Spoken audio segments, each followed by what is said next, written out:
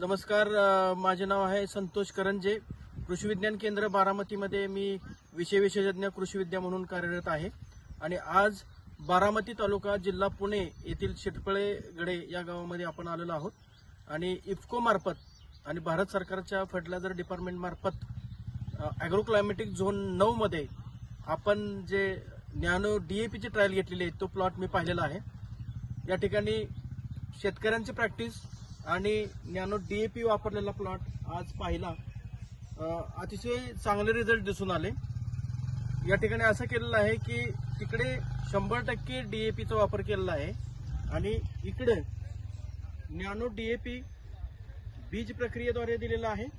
5 ml प्रति 1 kilo बियाण्याप्रमाणे nano डीएपीचा वापर केलेला आहे आणि 2 फवारण्या नॅनो डीएपीच्या केलेल्या आहेत. इकडे 50% डीएपी वापर कमी केलेला आहे आणि तिकडे 100% डीएपी वापरलेला आहे.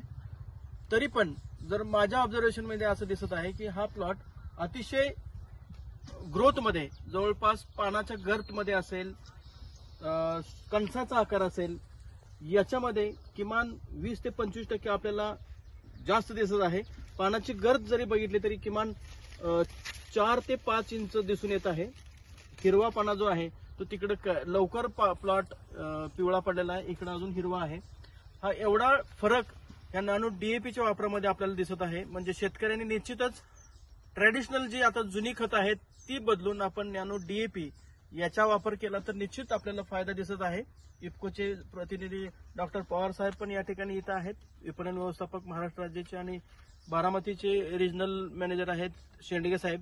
त्यांनी मला अतिशय सविस्तर ह्या प्लॉटची माहिती दिलेली आहे आणि निश्चित मला तो प्लॉट आवडलेला आहे. या सर्व शेतकऱ्यांना मी आवाहन करेन की आपण नॅनो डीएपीचा वापर करून आपल्या शेतीमध्ये वापर करू शकता. उंच प्लॉट जरी वाढला तरी आपण ड्रोनद्वारे फवारणी करू शकतो. इफ्कोने ड्रोन पण प्रत्येक ज्या ठिकाणी नॅनो विलेजेस आहेत, 100 विलेजेस देशभरातून निवडलेले आहेत, त्या प्रत्येक गावामध्ये हा ड्रोन पण उपलब्ध आहे स्वस्त दरामध्ये. तर त्याची फवारणी ड्रोनद्वारे पण शेतकरी करू शकतात. एवढंच या ठिकाणी नमूद करतो. धन्यवाद.